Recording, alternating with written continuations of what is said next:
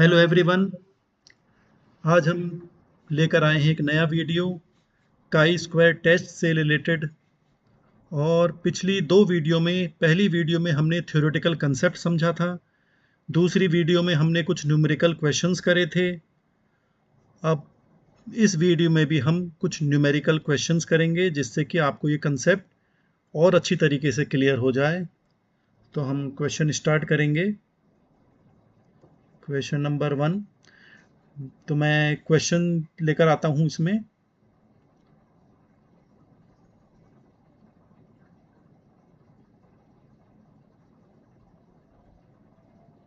जिससे आपको ये और अच्छी तरीके से समझ में आ जाएगा कंसेप्ट। ये देखिए क्वेश्चन आ रहा है आपके सामने। थोड़ा बड़ा कर दिया है मैंने, आपको आसानी से दिख जाएगा ये। यहाँ पर देखिए क्वेश्चन को समझने की कोशिश करते हैं। क्वेश्चन इंग्लिश में है लेकिन मैं हिंदी में आपको समझा रहा हूँ। You are given the following data. एक डाटा दिया गया है। Do these figures support the hypothesis that intelligent fathers have intelligent sons. ये एक हाइपोथेसिस मान रहे हैं कि इंटेलिजेंट फादर्स जो होते हैं उनके बच्चे भी इंटेलिजेंट होते हैं, ये कहा गया है। तो हमें ये प्रूव करना है कि ऐसा होता है या नहीं होता है। इन्होंने कुछ डाटा हमें दिया है कि इंटेलिजेंट फादर्स जो हैं उनके इंटेलिजेंट, देखिए, सन्स हैं 24, और इंटेलिजेंट फादर्स के डल सन हैं, जो बेवकूफ़ बच्चे हैं, ऐसे 12 बच्चे हैं। ऐसे ही कुछ डल फादर्स हैं जिनके बुद्धिमान बच्चे हैं 32, और बुद्धू बच्चे समझ लीजिए आप हैं 32।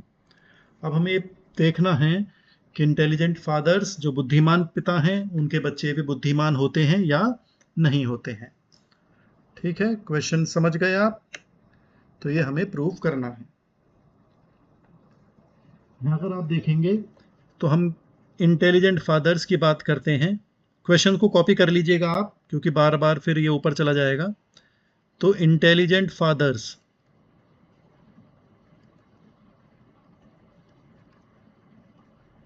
इंटेलिजेंट फादर्स को हमने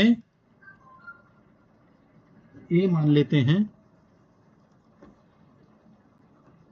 डल फादर्स उल्टे हो जाएंगे। डल फादर्स जो बुद्धिमान नहीं हैं वो हमारे हो जाएंगे स्मॉल ए, क्योंकि पिछली वीडियो में आप देखेंगे ए, स्मॉल ए, बी और स्मॉल बी हम लेते हैं। ऐसे ही इंटेलिजेंट सन्स हम ले लेते हैं। इंटेलिजेंट सन्स, उनको हमने बी मान लिया, और डल सन्स को हमने स्मॉल बी मान लिया। अब हम अपनी टेबल बना लेते हैं। क्वेश्चन देखिए आपने कॉपी कर लिया होगा, आप अपने रजिस्टर में कॉपी कर लीजिए। अब हम आगे बढ़ते हैं और हम अपना ऑब्जर्व फ्रीक्वेंसी का चार्ट बनाएंगे जिसे हम कहेंगे एफ ओ।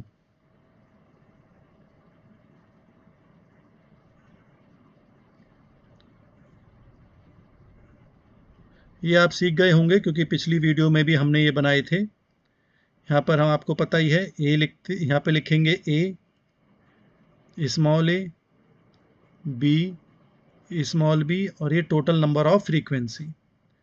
तो ये वैल्यू हो गई आपकी ए और बी, क्योंकि देखिए इधर ए है इधर बी है।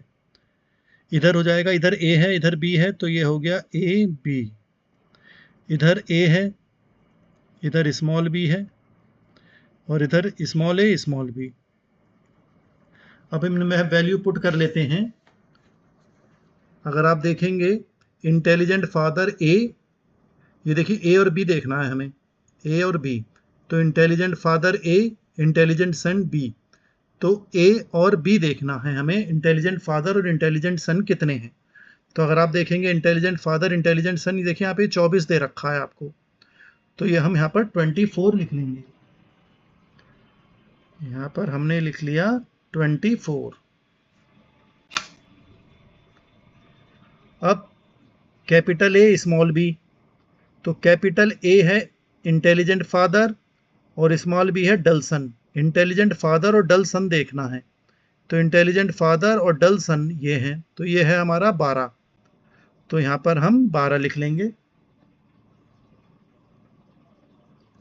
इन दोनों को जोड़ेंगे तो ये हो जाएगा 36। अब ए, स्मॉल ए कैपिटल बी, स्मॉल ए है डल फादर, कैपिटल बी है इंटेलिजेंट सन्स। तो डल फादर इंटेलिजेंट सन देखते हैं। डल फादर इंटेलिजेंट सन ये है 32, तो यहाँ पर हम 32 लिख लेंगे। स्मॉल ए स्मॉल बी हैं हमारे डल फादर डल सन, तो डल फादर डल सन है 32, तो ये हम यहाँ पे 32 लिख लेंगे। तो ये 32 लिख लिया हमने। इधर का टोटल हो गया 64 और इधर का टोटल करेंगे तो ये हो गया 56। ये हो गया, इन दोनों को जोड़ेंगे तो ये हो गया 44 और ये टोटल हो गया 100। दोनों तरफ से 100 आ जाएगा आपका। यहाँ तक मैं समझता हूँ कोई परेशानी आपको नहीं होनी चाहिए। ये ऑब्जर्व फ्रीक्वेंसी हमारी बन गई। अब हम बनाएंगे एक्सपेक्टेड फ्रीक्वेंसी का टेबल FE।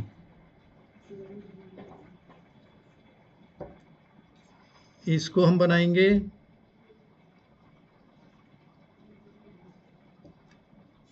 आप देखेंगे भी चीज़ें सब ऐसे ही रहेंगी।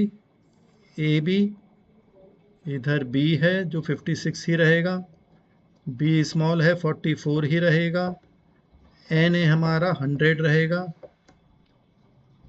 A 36, स्मॉल A 64, AB निकालेंगे हम, स्मॉल A कैपिटल B निकालेंगे, स्मॉल A स्मॉल B निकालेंगे। ये तो आप जानते ही हमें किस तरह से करना है। अगर ये AB वैल्यू जो निकालनी है हमें कैसे निकालेंगे इसको हम, इधर देखिए, इधर है 36 नीचे टोटल और इधर है 56। तो AB निकालने के लिए हमें क्या करना पड़ेगा, 36 मल्टीप्लाइड बाई 56 और डिवाइडेड बाई 100 कर देंगे, तो ये आपकी वैल्यू आ जाएगी। क्योंकि हमें इनकी वैल्यू निकालनी है 20.616 आएगी, 20.16। लेकिन हम क्योंकि फ्रीक्वेंसीज तो पॉइंट्स में नहीं लेते हैं इसलिए वैल्यू हम ले लेंगे यहाँ पर 20। तो यहाँ पर हमने ले लिया 20। देखिए बाकी निकालने की आपको कोई ज़रूरत नहीं है, आप बिल्कुल माइनस करके भी निकाल सकते हैं। 56 है भाई, दोनों का टोटल 56 होना है, तो 20 यहाँ आ गया तो बचा कितना, 36। ऐसे ही नीचे 36 टोटल है, 20 यहाँ आ गया तो ये कितना बचेगा, 16। और ये 36 है, नीचे 64 है, तो 64 में से 36 माइनस कर दीजिए आप, तो ये आ जाएगा आपका 28। तो देखिए हमारी FO और FE यानी ऑब्जर्व फ्रीक्वेंसी और एक्सपेक्टेड फ्रीक्वेंसीज दोनों हमारी आ गई हैं। अब हम अपनी टेबल बना लेते हैं जिससे कि आपको ये कंसेप्ट क्लियर हो जाएगा। तो जानते ही हैं आप, यहाँ पे हम क्या लिखेंगे, FO FE, FO minus FE, फिर FO माइनस FE का स्क्वायर निकालेंगे और फिर FO माइनस FE का स्क्वायर को हम डिवाइड कर देंगे FE से। इतनी चीज़ें हमें कैलकुलेट करनी है। अब ये वैल्यूज़ आपने देख ही ली हैं, ये देखें आप, ये 24, 12, 32, 32, तो ये ऐसे ही लिख लेंगे हम नीचे। 24, 12, 32, 32, ठीक है। ऐसे ही सिमिलर हम FE की ले लेंगे, 20, 16, 36 और 28, ये चारों लिख लेते हैं। क्वेश्चन आपके पास रहेगा तो आसानी रहती है करते वक्त। तो ये हो गया 20, 16, 36, 28। अब आप देखेंगे कि 24 में से 20 माइनस करेंगे तो 4 बचेगा, 12 में से 16 माइनस करेंगे तो माइनस के 4, 32 में से 36 माइनस के 4, 32 में से 28 घटाएंगे तो प्लस के 4। इनका स्क्वायर कर लेते हैं तो ये 16, 16, 16 और 16। अब ये जो 16 आए हैं इनको डिवाइड करेंगे हम FE से 20 से, तो 16/20 हम करेंगे तो ये आ जाएगा 0.8। 16 को 16 से डिवाइड करेंगे तो आ जाएगा 1.0 लिख सकते हैं। 16 को 36 से डिवाइड करेंगे तो 0.44 आ जाएगा। 16 को 28 से डिवाइड करेंगे तो 0.57 आ जाएगा। इनका टोटल कर लेंगे हम और काई स्क्वायर निकल कर हमारा आ जाएगा 2.81। ठीक है। अब देखें अगर हम आप ऊपर, तो ये हमने देखा था, क्वेश्चन हमसे कह रहा है कि intelligent fathers have intelligent sons, यानी बुद्धिमान पिता के बुद्धिमान बच्चे ही होते हैं। तो यहाँ पर अगर हम देखें तो हम नल हाइपोथेसिस लिख सकते हैं। एक नल हाइपोथेसिस देखेंगे, इधर लिख लेते हैं नल हाइपोथेसिस। नल का मतलब कुछ नहीं है, नल मतलब शून्य। शून्य परिकल्पना हमें देखनी है, तो हम ये मानेंगे कि कोई रिलेशन आपस में नहीं होता है। Means there is no association, there is no association between intelligency of fathers and sons. Intelligency of fathers and sons, यानी कि बुद्धिमान से कोई मतलब नहीं है कि पिता बुद्धिमान है तो बच्चा ही बुद्धिमान होगा, ऐसा कोई जरूरी नहीं है। मीन्स कोई ऐसा रिलेशन नहीं है, हमने ये न माना नल हाइपोथेसिस, यानी शून्य परिकल्पना कि कोई रिलेशन आपस में नहीं है। अब हम देखिए वैल्यू देखते हैं, क्योंकि ये टेबल हमारी 2x2 की है, 2 कॉलम है इधर, ये 2 रो हैं और ये 2 कॉलम है, ये तो बाकी तो टोटल है। तो 2x2 की टेबल है, तो हम डिग्री ऑफ फ्रीडम देखते हैं, क्वेश्चन में दिया भी होगा वैसे। Degree of freedom is 3 point, ये सारणी वैल्यू यानी टेबल वैल्यू हमें दे रखी है। जो स्टैटिस्टिक्स की बुक्स होती हैं, किताबों के पीछे टेबल बनी होती है, तो यहाँ पर हम देखेंगे 1 डिग्री ऑफ फ्रीडम पर 5% सिग्निफिकेंट लेवल पर देखते हैं हम। तो यानी कि ये 2x2 है, तो डिग्री ऑफ फ्रीडम अगर हम निकालते हैं, जो ना जानते हो देख लें, डिग्री ऑफ फ्रीडम कैसे निकालते हैं। तो हम देखते हैं रो में से 1 माइनस करते हैं, मल्टीप्लाई करेंगे कॉलम -1, रो और कॉलम, तो रो भी 2 हैं और कॉलम भी 2 हैं, तो 2 में से माइनस करते तो 1 गुणा 1 ये हो गया 1। तो 1 डिग्री ऑफ फ्रीडम पर अगर आप वैल्यू देखेंगे तो क्वेश्चन में हमें दी गई है टेबल वैल्यू। टेबल वैल्यू हमें दे रखी है,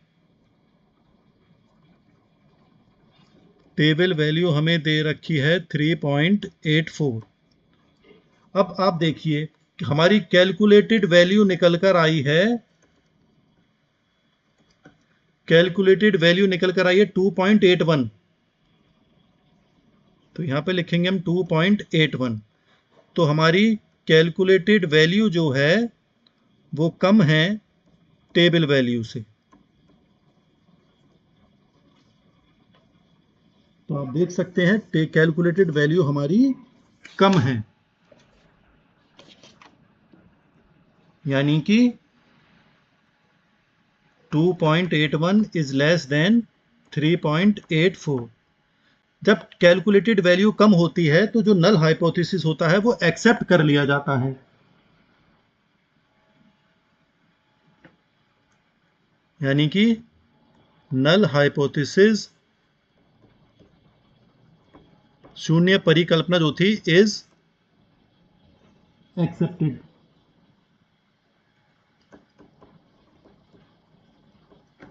देयरफॉर कंक्लूजन क्या निकल कर आया कि the figures given in the question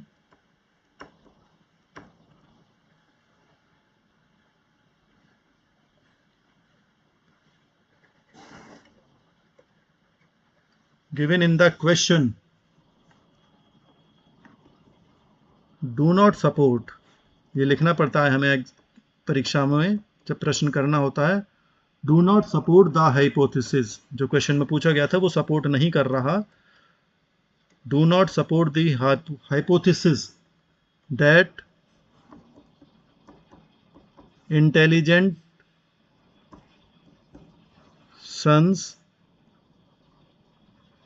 या इंटेलिजेंट फादर लिखते हैं पहले हम, intelligent fathers have intelligent sons. यानी कि हमें प्रूफ होता है कि इंटेलिजेंट जो बुद्धिमान पिता है उनके बुद्धिमान पुत्र होंगे, ऐसा कोई जरूरी नहीं है, क्योंकि हमारा नल हाइपोथेसिस एक्सेप्ट हो गया। नल हाइपोथेसिस ये था कि बुद्धिमत्ता से कोई मतलब नहीं है, अगर पिता बुद्धिमान है तो बच्चा भी बुद्धिमान होगा, ऐसे कोई जरूरी नहीं है, या पुत्र बुद्धिमान है तो पिता भी बुद्धिमान हो, ऐसा कोई जरूरी नहीं है। तो ये हमारा हाइपोथेसिस था, वो एक्सेप्ट हो गया क्योंकि हमारी कैलकुलेटेड वैल्यू कम है टेबल वैल्यू से। तो ये प्रूफ होता है कि इंटेलिजेंसी का फादर और पिता की इंटेलिजेंस, फादर की और बच्चों की इंटेलिजेंस से कोई रिलेशन नहीं है। बुद्धिमान पिता है तो उसका बच्चा बुद्धू हो सकता है, कमजोर हो सकता है, या जो बुद्धिहीन पुत्र है उसका पिता बुद्धिमान हो सकता है, कुछ भी हो सकता है। तो इससे इंटेलिजेंसी से कोई मतलब नहीं है। इस तरह ये प्रश्न हमें करना है, ये प्रूफ हमें करना है। यहाँ तक कोई समस्या हो तो आप कमेंट बॉक्स में लिख दीजिएगा। अगला क्वेश्चन देख लेते हैं। नेक्स्ट क्वेश्चन मैं कॉपी कर लेता हूं।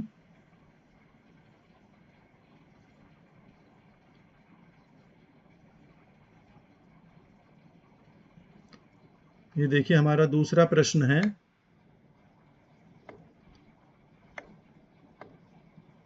ये भी समझने का प्रश्न है, मैं बड़ा कर देता हूं, देख लीजिए। देखिए 2 ट्रीटमेंट्स करे गए हैं। समझने का प्रश्न है, मैं समझा रहा हूं आपको। 2 treatments were tried out in control of a certain type of plant infection. मतलब जो पेड़ पौधों में इन्फेक्शन हो जाता है तो उसके लिए 2 ट्रीटमेंट दिए गए। एक ट्रीटमेंट एक्स है और एक ट्रीटमेंट, देखिए ये ट्रीटमेंट एक्स है, ये ट्रीटमेंट वाई है।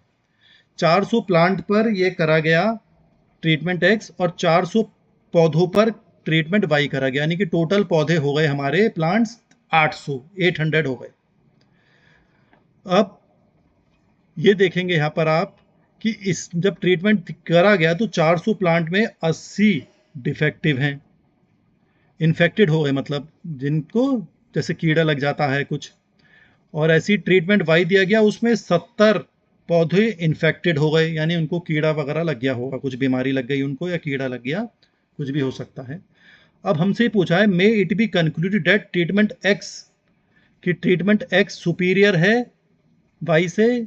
ये हमसे पूछा गया है कि ट्रीटमेंट एक्स अच्छा है या बुरा है वाई से, ये हमें देखना है। ठीक है, तो इस तरह का प्रश्न हमें करना पड़ेगा। इसमें भी फिर हम वही बना सकते हैं।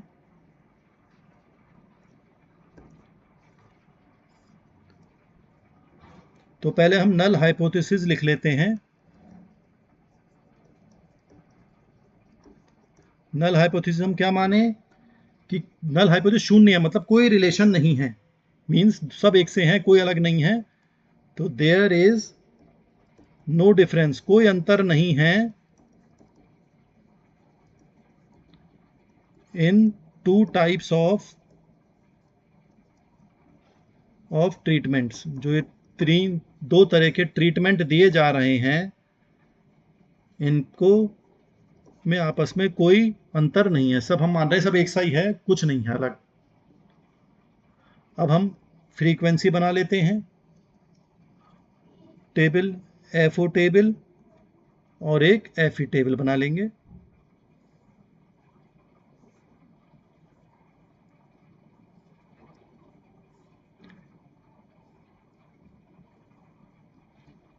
ऐसी दूसरी टेबल बना लेंगे हम।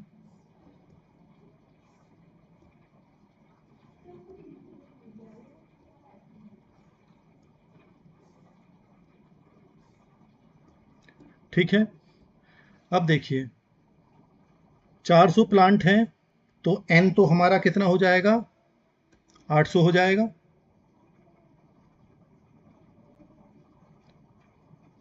तो n हमारा हो जाएगा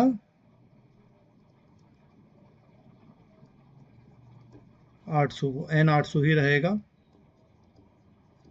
ठीक है, अब ये देखिए 400 प्लांट है, 80 इन्फेक्टेड हैं, 80 इन्फेक्टेड हैं।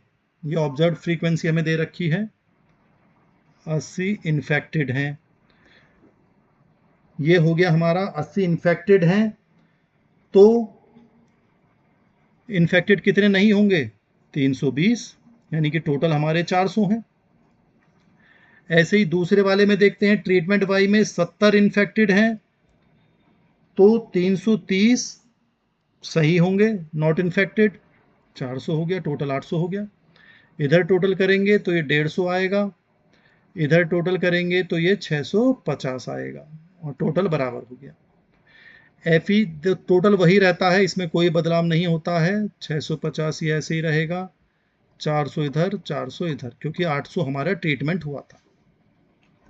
अब ये निकालना है वैल्यू इधर की, क्योंकि इधर की वैल्यू हमें चाहिए। तो कैसे निकालते हैं? ये देखिए 400, यानी ए बी नाम दे देते हैं हम इसका शुरू का, तो 400 गुणा इधर है 150 बटे 800, तो ये निकल कर आ जाएगा 75। तो हमने यहाँ पे लिख दिया 75। 400 में से 75 घटा दीजिए तो 325 बचेंगे। इधर 75, 150 टोटल है, 150 में 75 घटा दीजिए तो 75 बचेंगे। ऐसे ही फिर टोटल इधर 400 है, 400 में से 75 घटा दीजिए तो 325 बचेंगे। ठीक है, अब सब चीज़ें हमारी आ गई हैं, बिल्कुल सिंपल सवाल हो गया। अब हम अपनी टेबल बना लेते हैं। टेबल आप जानते ही हैं, F0 FE, F0 minus FE, F0 minus FE का स्क्वायर, और फिर F0 माइनस FE का स्क्वायर डिवाइडेड बाई FE। ठीक है, अब वैल्यू लिख लेते हैं। वैल्यू देखिए, आप अब समझ ही गए होंगे आप, ये 80, 320, 70 और 330 चारों लिख लेते हैं। पहली 80, फिर 320, 70, 330। FE में भी ऐसे ही लिख लेंगे, 75, क्वेश्चन आपके पास होना चाहिए, 325, इधर 75 और 325। ये वैल्यू हमने यहां से लिख ली, देखिए 75, 325, 75 और 325। अब इनमें से माइनस कर लेते हैं। 80 में से 75 माइनस करेंगे आप तो आपका आ जाएगा 5, इधर माइनस करेंगे तो माइनस का 5, इधर माइनस का 5, इधर प्लस का 5। इनका स्क्वायर कर लेते हैं तो 25, स्क्वायर का मतलब 5 को 5 से ही गुणा करना है, 25 और 25। इस 25 को अब हमें 75 से भाग करना है, तो यह आ जाएगा 0.33। इस 25 को 300, इस 25 को हमें 325 से भाग करना है, तो यह आ जाएगा 0.077। इस 25 को 75 से भाग करेंगे तो 0.33, इस 25 को 325 से भाग करेंगे तो 0.077। इनका आप टोटल कर लेंगे तो काई स्क्वायर का टोटल आ जाएगा आपका 0.814। अब समझने की बात आती है, फिर टेबल वैल्यू देखेंगे हम। टेबल वैल्यू देखिए, हमें क्वेश्चन में 3.841 दे रखी है, यानी कि कैलकुलेटेड वैल्यू जो है वो तो है 0.814, और टेबल वैल्यू है हमारी 3.84। तो टेबल वैल्यू ज़्यादा हो गई, कैलकुलेटेड वैल्यू कम है, तो हम क्या करेंगे? नल हाइपोथेसिस एक्सेप्ट हो जाएगा। एज लिख भी लेते हैं इसे, as calculated value is less than table value, table value से कम है, therefore null hypothesis is accepted. और एक्सेप्ट नल हाइपोथेसिस थी क्या, देखें आप प्रश्न में ऊपर, देयर इज नो डिफरेंस, कि दोनों ट्रीटमेंट एक्स है, ट्रीटमेंट वाई है, इनमें कोई अंतर नहीं है, ये एक्सेप्ट हो गया। यानी कि लिखना चाहे तो लिख सकते हैं कि there is no difference in the two types of treatment, यानी X and Y. That is it can not be, जो क्वेश्चन में पूछा है कि ट्रीटमेंट एक्स ज़्यादा अच्छा है, तो हम कहेंगे नहीं, it can not be concluded, ये कंक्लूजन नहीं निकलता इसका। It can not be concluded that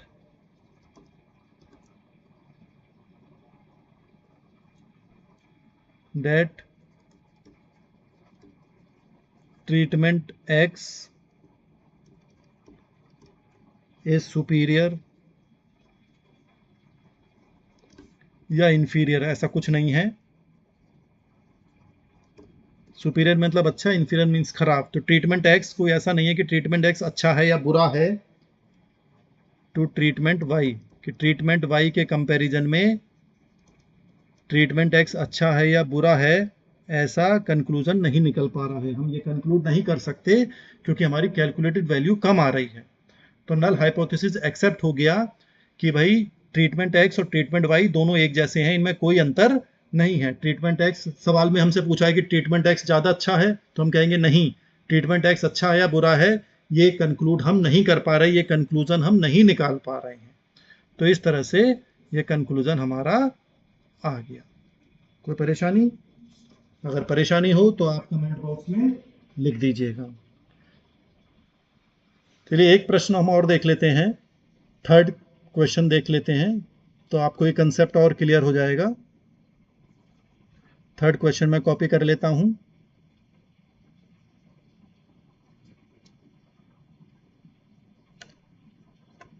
ये देखिएगा, इसमें देखिए 3 कॉलम का ये आ रहा है। अभी तक 2 बाई 2 कॉलम थे, 2 बाई 2 कॉलम थे, अब ये 3 कॉलम आ रहे हैं। देखिए, अब इस सवाल को पहले हम समझ लेते हैं। इंग्लिश में लिखा हुआ है तो मैं हिंदी में आपको समझा देता हूं। अ ड्रग, एक दवाई है, is said to be useful for treatment of cold, जो सर्दी जुकाम हो जाते हैं तो एक ड्रग ये कहा गई है, एक ड्रग है, एक दवाई है कि भाई ये क्या कहते हैं, सर्दी जुकाम में ये यूजफुल होती है, प्रभावशाली है। अब एक एक्सपेरिमेंट करा गया 160 व्यक्तियों पर जो जुकाम से पीड़ित थे। अब इनको आधों को तो ये दवाई दी गई, ड्रग दिया गया, and rest half with sugar pills, इनको कोई दूसरी टैबलेट दे दी गई, मीठी टैबलेट होगी कुछ, शुगर पिल्स दे दी गई। फिर इसका इफेक्ट आप अगर आप देखेंगे तो यहां पर दे रखा है, देख सकते हैं आप कि ड्रग अगर दी गई तो ये हेल्प हुआ कितने लोगों के लिए। देखिए 52 व्यक्तियों को, 52 व्यक्तियों को के लिए ये फायदेमंद रहा, 10 को नुकसान दिया और 18 पे कोई फर्क नहीं पड़ा। देख सकते हैं आप। और जो दवाई दी गई, मीठी दवाई कुछ दी गई, उन्हें 44 लोगों को फायदा दिया गया, 10 को नुकसान हुआ और 26 पे कोई फर्क नहीं पड़ा। ये एक्सपेरिमेंट करा गया। अब हमसे हाइपोथेसिस करने के लिए कहा गया है कि ये पूछा गया है, देखें आप, that in the treatment of cold drug is not at all effective. यानी कि ये पूछा है हमसे कि टेस्ट करके बताइए, काई स्क्वायर टेस्ट लगा के चेक करें कि जो सर्दी जुकाम के ट्रीटमेंट में ड्रग बिल्कुल भी प्रभावशाली नहीं है, ये हमें पता लगाना है।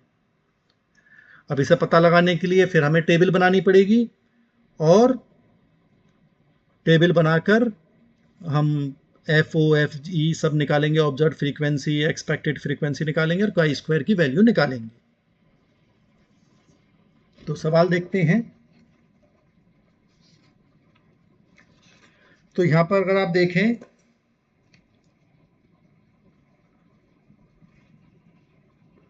पहले हम नल हाइपोथेसिस लिख लेते हैं। सबसे पहले शून्य परिकल्पना हमें लिखनी पड़ती है। नल हाइपोथेसिस क्या माने कि कोई शुगर पिल या ड्रग इनमें कोई अफेक्ट नहीं करता है, कोई मतलब नहीं है, यानी कि कोई ऐसा खास नहीं है। तो हम क्या नल हाइपोथेसिस मानेंगे कि इन ट्रीटमेंट ऑफ कोल्ड, सर्दी जुकाम का जो ट्रीटमेंट हो रहा है, इन ट्रीटमेंट ऑफ कोल्ड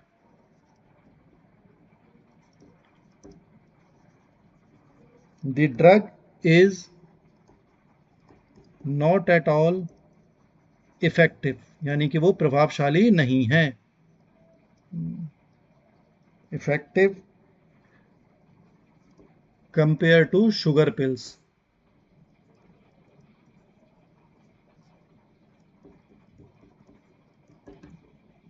ये हमने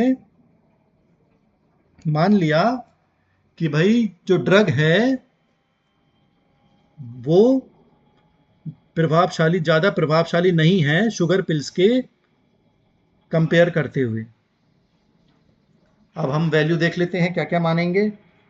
अब क्योंकि देखिए 3 कॉलम आ रहे हैं, 3, 1 2, भाई 1 2 और 3, तो टेबल 3/2 की हो जाएगी ये। तो पहले हम मान लेते हैं, देखिए जब टेबल पहले हम ए या बी मानते थे, ए स्मॉल बी मानते थे, लेकिन अभी 3 टेबल आ रही हैं तो ए बी सी नहीं मानते हैं हम यहाँ पर मानेंगे कि जो ड्रग है उसको हमने A1 मान लिया। यहाँ पर हम A1 A2 चलते हैं, और जो शुगर पिल है उसको हमने A2 मान लिया। ऐसे ही 3 जो कॉलम दे रखे थे, हेल्प और एक हार्मफुल,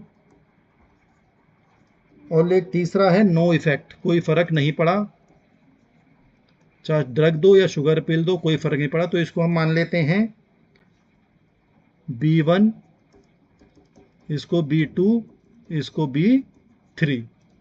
ठीक है, अब हम अपना चार्ट बना लेते हैं, टेबल बना लेते हैं।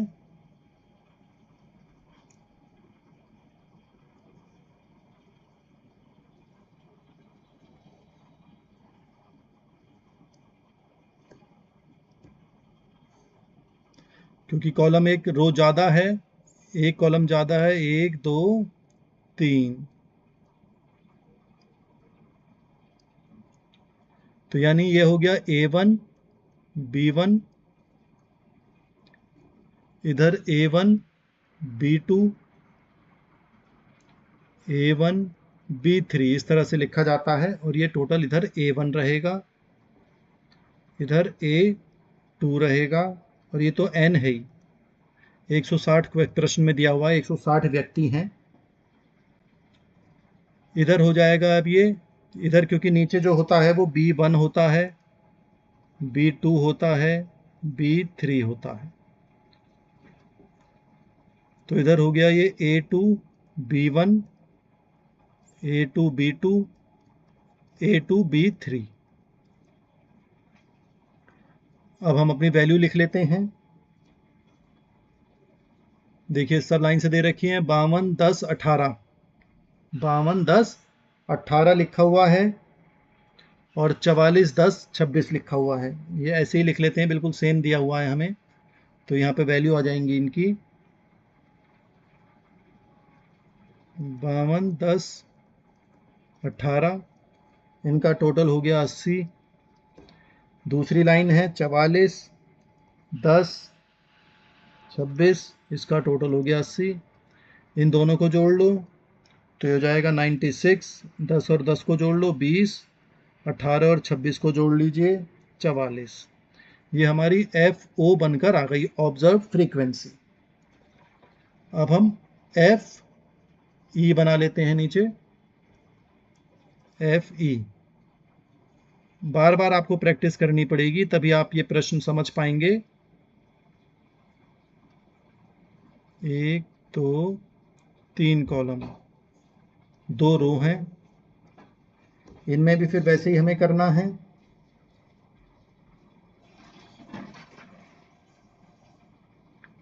यहाँ पर हम वैल्यू लिख सकते हैं डायरेक्ट, तो ये तो वैल्यू बिल्कुल सेम रहेंगी आपकी, ये जो है 80, 80, 96 ये सेम रहती हैं। 80 सेम रहेगी, 80, 160, इधर 96, ये 20 और ये 44, टोटल 160 हो गया। अब देखिए ये वाली पहला कॉलम अगर निकालना है तो पहले ही हम बता चुका हूँ मैं तुम आपको, 96 को गुणा करेंगे, 96 गुणा 80, इधर 80 वैल्यू है, डिवाइडेड बाई टोटल 160, तो ये वैल्यू आपकी निकल कर आ जाएगी 48। तो यहाँ पर हमने लिख लिया 48। अब ये 96 है, 96 में से 48 माइनस कर दीजिए तो 48 ही बच जाएगा। ऐसी दूसरी वैल्यू है, इसको भी निकालना पड़ेगा, तो इधर देखिए 20 है ये, और इधर है टोटल 80, तो 20 मल्टीप्लाइड बाई 80, टोटल है 160, तो ये 10 आ जाएगा निकल कर, तो ये वैल्यू आ गई 10। अब नीचे टोटल 20 है, तो ये बचा हुआ कितना होगा, ये भी 10 होगा। अब देखिए तीसरा निकालने की जरूरत नहीं है, टोटल 80 है, 80 में से ये 48 और 10 माइनस कर दीजिए आप, तो ये बच जाएगा आपका 22। ऐसी 80 में से या कुछ माइनस करने की जरूरत नहीं है, 44 दे रखा है आपको नीचे, 44 में से 22 घटा दीजिए तो 22 ही बच जाएंगे। तो ये FO और FE हमारा निकल कर आ गया। अब हम अपनी टेबल बना लेते हैं। टेबल अब आप सीख ही गए हैं बनाना, F0, FE, F0 minus FE, F0 minus FE का स्क्वायर और F0 माइनस FE का स्क्वायर बटे FE, डिवाइड कर देंगे FE से। अब देखिए लाइन से वैल्यू दे रखी है, अब आप चाहें तो इनको एकदम कॉपी कर सकते हैं। देखिए पहले ये 52, 10, 18, 44, 10, 26, ये ऐसी कॉपी कर लेते हैं हम यहाँ पे।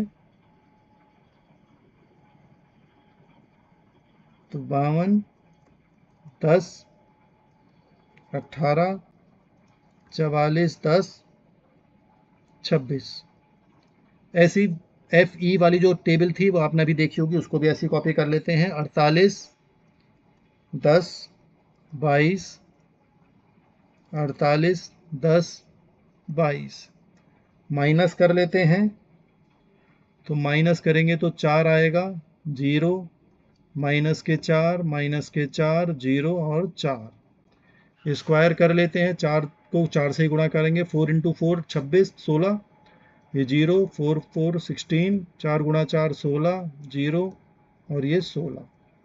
अब इस 16 को हमें FE से भाग करना है, 16 बटे 48, तो ये आ जाएगा 0.33। 0 को 10 से भाग करेंगे तो 0 ही आएगा, 16 को 22 से भाग करेंगे, 16 को हम 22 से भाग करेंगे तो ये 0.73 आ जाएगा। अगला करेंगे तो 0.33 आ जाएगा, फिर 0 आ जाएगा और 0.73 निकल कर आ जाएगा। अब हम इसका टोटल लिख लेते हैं, ये का स्क्वायर आ गया आपका, टोटल करेंगे तो 2.12 निकल कर आएगा। ठीक है, अब देखिए यहाँ पे 2 डिग्री ऑफ फ्रीडम आ गया है और इसकी वैल्यू, टेबल वैल्यू है 5.991। 2 डिग्री का मतलब है कि ये 3 कॉलम हैं। डिग्री ऑफ फ्रीडम हमें देखिए कैसे निकालते हैं, अगर ना भी दिया हो तो आप निकाल सकते हैं डिग्री ऑफ फ्रीडम, क्योंकि टेबल वैल्यू देखनी पड़ती है। कैसे निकालेंगे, कॉलम -1 करते हैं और रो -1 करते हैं। कॉलम आपके देखिए 3 है तो 3 -1 और रो 2 हैं, 2 -1, क्योंकि कॉलम 3 थे। हेल्प, एक हार्मफुल, एक नो इफेक्ट वाला, तो ये हो गया 2 गुणा 1, तो ये 2 हो गया, तो डिग्री ऑफ फ्रीडम 2 हो गया। और इसके लिए हमें यहाँ पर टेबल वैल्यू दी गई है, तो हमें टेबल वैल्यू कितनी दी गई है, प्रश्न में भी दी गई है 5.991। ठीक है, तो अब हम देखते हैं कि हमारी कैलकुलेटेड वैल्यू कितनी है और टेबल वैल्यू को कंपेयर करेंगे। टेबल वैल्यू 5.991 दे रखी है और कैलकुलेटेड वैल्यू आप देखेंगे तो अभी हमने निकाला है ये 2 पॉइंट, देखेंगे यहाँ पे 2.12 दे रखा है जो हमने कैलकुलेट करा है, तो यहाँ पे लिख लिया 2.12। तो कैलकुलेटेड वैल्यू कम है, टेबल वैल्यू ज़्यादा है। तो जब कैलकुलेटेड वैल्यू कम होती है तो नल हाइपोथेसिस को हम एक्सेप्ट कर लेते हैं। तो ये लाइन लिखनी पड़ेगी नीचे,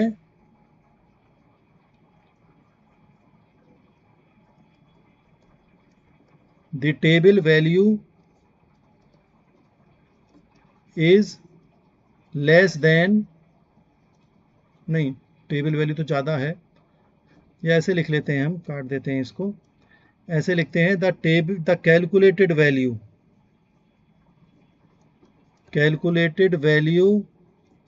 is less than table value, table value से कम है जो हमने कैलकुलेट करी है।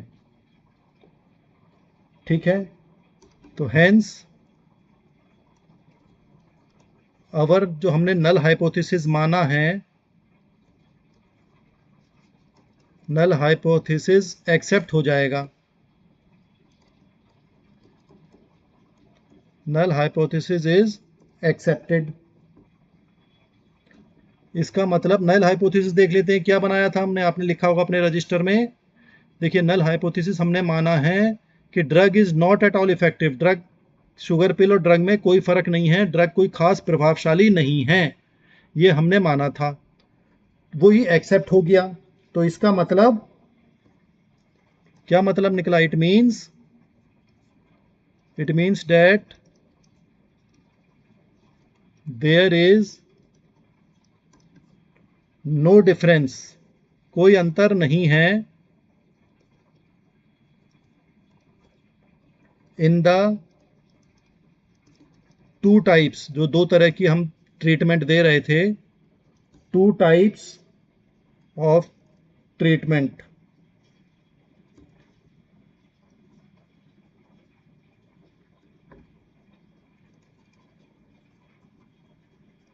To types of treatment, that is दो थी, ड्रग एंड शुगर पिल्स।